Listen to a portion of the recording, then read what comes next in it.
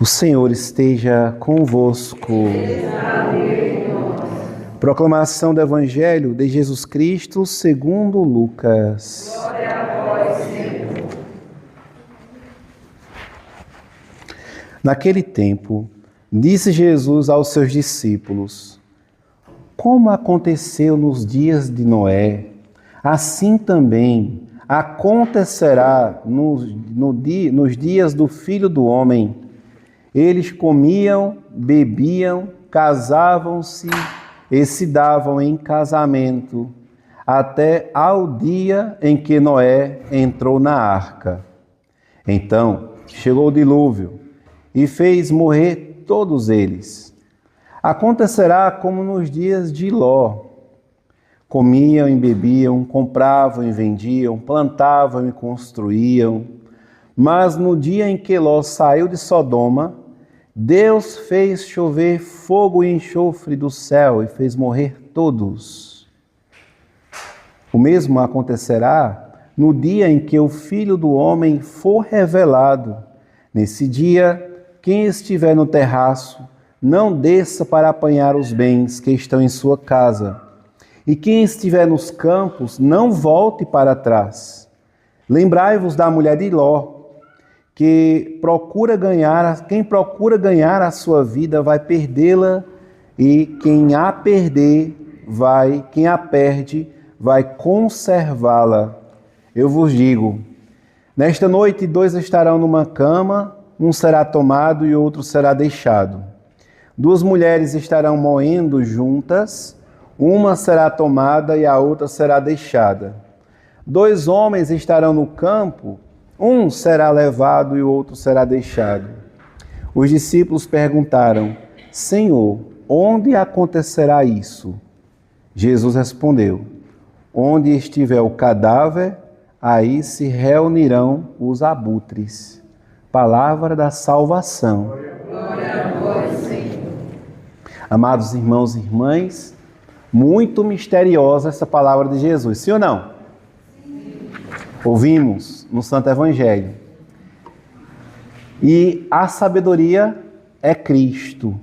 E Ele faz uma catequese e orienta os seus sobre, principalmente, os sinais dos tempos. São evangelhos e textos que a gente sempre medita no fim do tempo litúrgico, próximo de Cristo Rei, antes de entrarmos no tempo do Advento, preparando para o Natal, depois de um longo período, uma longa catequese, que é o tempo comum, nós somos agora convidados a experimentar esta catequese do fim último de cada ser humano, do fim último do mundo. E o bonito é que isto é revelado dentro da mensagem do reino de Deus.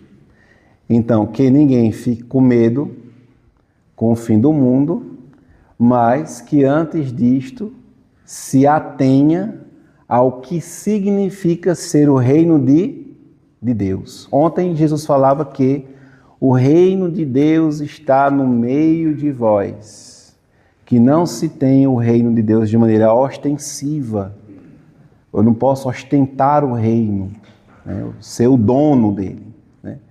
Mas com humildade saber que Cristo ele é este reino, como ele falou para o bom ladrão: ainda hoje estarás comigo no paraíso. Antes o bom ladrão: Senhor, quando estiveres no teu reino, me acolhe.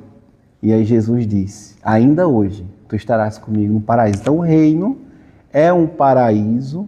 O paraíso é o mesmo jardim que foi feito para o homem habitar, Adão e Eva, perdido pela desobediência do primeiro pai, os nossos pais Adão e Eva, e reconquistado pelo tempo do povo de Deus, a plenitude deste tempo, que é a encarnação do Verbo Divino, que é Jesus Cristo.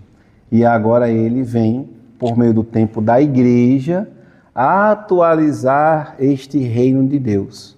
Logo, amados irmãos e irmãs, A obediência à igreja é o que faz a gente conquistar este reino. Então, tomando a catequese de nosso Senhor Jesus Cristo, hoje ele lembra que ele vai falar, né, no tempo de Noé, que o povo estava lá, né, vivendo, né, sua vida comum, comendo, bebendo, se casando, dando-se casamento, até e pouco piedosos, e zombavam do mandamento divino para Noé, que era a construção da arca. Depois do grande dilúvio, não tinha mais o que fazer. Lembrem-se, portanto, de Jesus, da esposa de Ló, que chegou a sair da cidade, que foi obediente a Deus, mas olhou para trás. E olhando para trás significa estar preso às coisas desta terra. E aí a belíssima catequese da primeira leitura que nós ouvimos no livro da sabedoria, que é a partir dos elementos da natureza, a partir da criação divina, nós temos que partir daquele que criou, das criaturas criadas por Deus, cujo o autor, o artífice é Deus, partindo delas, atingir ao Criador das criaturas. Então, como é que nós sabemos que Deus, ele é grande, ele é imenso, ele é poderoso? Porque as coisas que Deus criou são pequenas ou são grandes? Imensas. O grande mar, o grande oceano. Quantos pássaros existem no mundo? Milhares. Quantas espécies? Milhares de espécies de aves. Qual é a dimensão do planeta Terra? Imensa. Mas qual é a dimensão da galáxia? Da Via Láctea? Muitos planetas. Trilhões, trilhões e trilhões de estrelas. E esse grande, imenso universo, nós estamos dentro dele como um grãozinho de areia. Então, se tudo que Deus criou é grande, é imenso, nós cantamos como um salmista. Os céus, portanto, ou seja, a criação divina, proclama a glória do Senhor. Então, tudo que a gente tem na criação somente proclama a glória de Deus. E dentro desta imensidão de coisas, quem somos nós? Um grãozinho de areia. Isto é suficiente para fazer morrer o orgulho que há no coração, com muito sacrifício, porque tem um ditado popular que disse que o orgulho morre 15 minutos depois que a pessoa morre. Morreu. Bateu as botas. Vestiu o paletó de madeira. O orgulho está vivo ainda. Daqui a 15 minutos é que ele vai morrer. Né? Então, só para ver como é difícil, amados irmãos e irmãs, nós abrirmos espaço para Deus na nossa vida. Né? Então, Nosso Senhor está, por meio desta leitura de sabedoria belíssima, que nos infunde esta virtude da contemplação, da criação divina, da sua grandeza, da sua imensidão, a adorarmos as criaturas de Deus ou adorarmos a Deus? A Deus. Porque as criaturas não são Deus. E os povos que antes cultuavam os ventos, as montanhas, eram porque ainda não tinha o conhecimento que o povo antigo foi adquirindo, Deus foi revelando, foi infundindo nas almas, nas culturas, a sua presença, E partimos da nossa raiz, que é a raiz grega, da filosofia grega, da sabedoria humana, e aí eles chegaram no limite desta sabedoria, que é a dimensão racional, que aponta para nós cristãos o ser espiritual que somos nós. Então somos seres criados por Deus, espirituais, porque temos uma graça de contemplar a grandeza divina por meio da nossa razão, por meio da escuta da palavra, da meditação. Se a gente parar um pouquinho e aí a gente começar a entrar no movimento de diálogo interior, de lendo os textos, meditando, e a gente conversando, primeiramente, com nós mesmos, né? Sem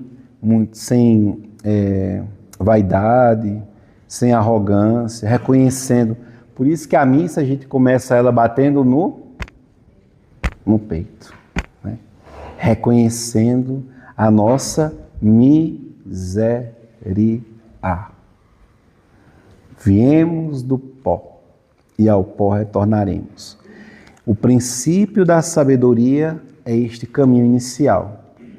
Depois de tanto examinar a nossa consciência, que é um ponto da dimensão espiritual de cada um de nós, nossa pessoa, nós vamos descobrindo a ciência divina e Deus vai nos orientando, claro, para aquela graça que todos nós recebemos do nosso batismo, que nos tornou filhos de Deus, que apagou a mancha do pecado original e que nos fez membros da igreja. As criancinhas que não são batizadas ainda, elas ainda espiritualmente não são filhas de Deus. Não obstante estar em uma família com a marca da fé. Mas ainda falta receber a beleza e a grandeza do sacramento, que é a marca na alma, que os pais não têm a capacidade de colocar, somente o sacramento que dá esta graça. Depois, a educação da criança para que ela tenha todos os elementos da igreja, aprendam a rezar, aprendam a ouvir as músicas católicas da Santa Missa, se comportem na Santa Missa, vão aí se humanizando, se espiritualizando e vão experimentando Nosso Senhor em seus corações.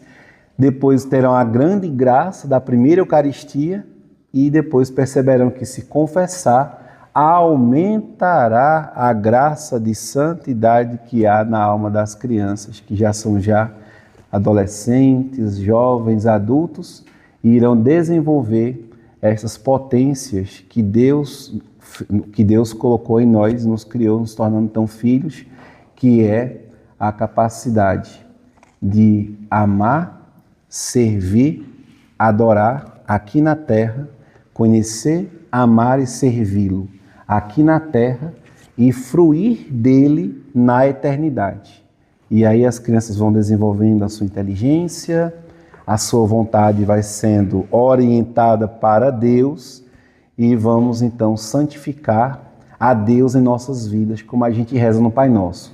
Santificado seja o vosso Deus já é santo, sim ou não? Sim.